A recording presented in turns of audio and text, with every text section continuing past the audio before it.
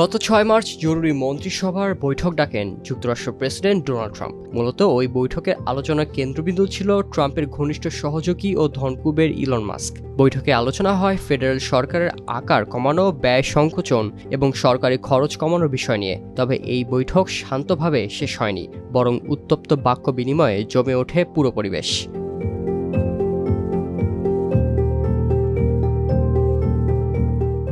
The new York টাইমসের প্রতিবেদন অনুযায়ী বৈঠকে ইলন মাস্ক সরাসরি পররাষ্ট্রমন্ত্রী মার্কো রুবিওর বিরুদ্ধে অভিযোগ তোলেন। তার মতে রুবিও যথেষ্ট সংখ্যক কর্মী ছাঁটাই করতে ব্যর্থ হয়েছেন।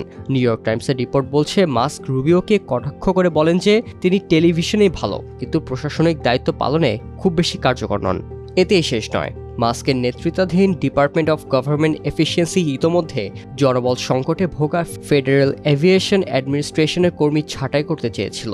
এই নিয়ে তার সাথে পরিবহন মন্ত্রী শন ডাফির বিরোধ শুরু হয়। বৈঠকের এক পর্যায়ে পরিস্থিতি এতটাই উত্তপ্ত হয়ে ওঠে যে প্রেসিডেন্ট ট্রাম্পকে হস্তক্ষেপ করতে হয়। তিনি স্পষ্টভাবে জানান তিনি এখনও মাস্কের দল ডোজের সমর্থক, তবে এখন থেকে সরকার খরচ কমানোর মূল দায়িত্ব পালন করবে মন্ত্রীরা, আর মাস্কের দল কেবল পরামর্শ দেবে।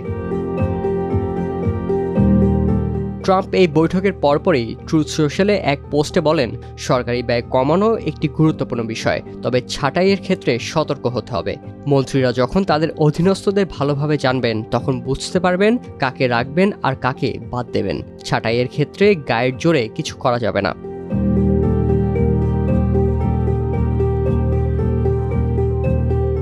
ইলন মাস্ক বেশ কিছুদিন ধরেই কেন্দ্রীয় সরকারের ব্যয় কমাতে কঠোর অবস্থান নিচ্ছেন। কিছুদিন আগে কনজারভেটিভদের এক সম্মেলনে মাস্ক একটি চেইনস বা করাত হাতে নিয়ে হাজির হন, যা তার নীতির প্রতীক হিসেবে দেখা হয়। তার এই অবস্থান শুধু ডেমোক্রেটদের নয়, ট্রাম্প প্রশাসনের ভেতরেও উদ্বেগ সৃষ্টি করেছে।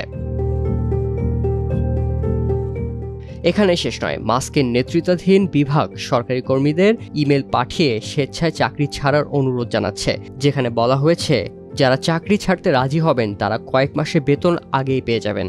পাশাপাশি কর্মীদের তাদের সাপ্তাহিক কাজের হিসাব জমা দিতে নির্দেশ দেওয়া হয়েছে, অন্যথায় তাদের চাকরি থেকে বরখাস্ত করার হুমকি দেওয়া হয়েছে। কিছু সংস্থা এই নির্দেশ মানতে অস্বীকৃতি জানিয়েছে, কারণ তারা মনে করে এসব কর্মী অপরিহার্য।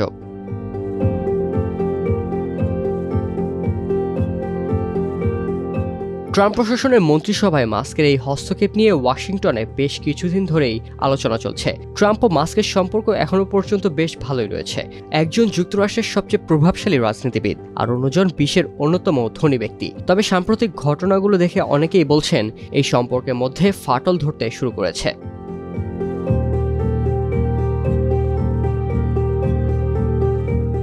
পরের দিন ৭ মার্চ ওভাল অফিসে প্রেসিডেন্ট ট্রাম্পকে এই উত্তপ্ত বৈঠকটি প্রশ্ন করা হলে তিনি বলেন, সেখানে কোনো বাদানুবাদ হয়নি। রুবিও ও মাস্ক দুজনই আমার কাছে গুরুত্বপূর্ণ ব্যক্তি এবং তাদের মধ্যে সম্পর্ক হৃদ্যতাপূর্ণ। তবে বিশ্লেষকরা বলছেন ট্রাম্পের এই মন্তব্যের পরও বাস্তবতা কিছুটা ভিন্ন, কারণ বৈঠকের পরপরই তিনি সরকারি সংস্থাগুলোকে স্পষ্ট বার্তা দিয়েছেন যে মাস্কের কথায় যেন তারা চলতে বাধ্য না হয়।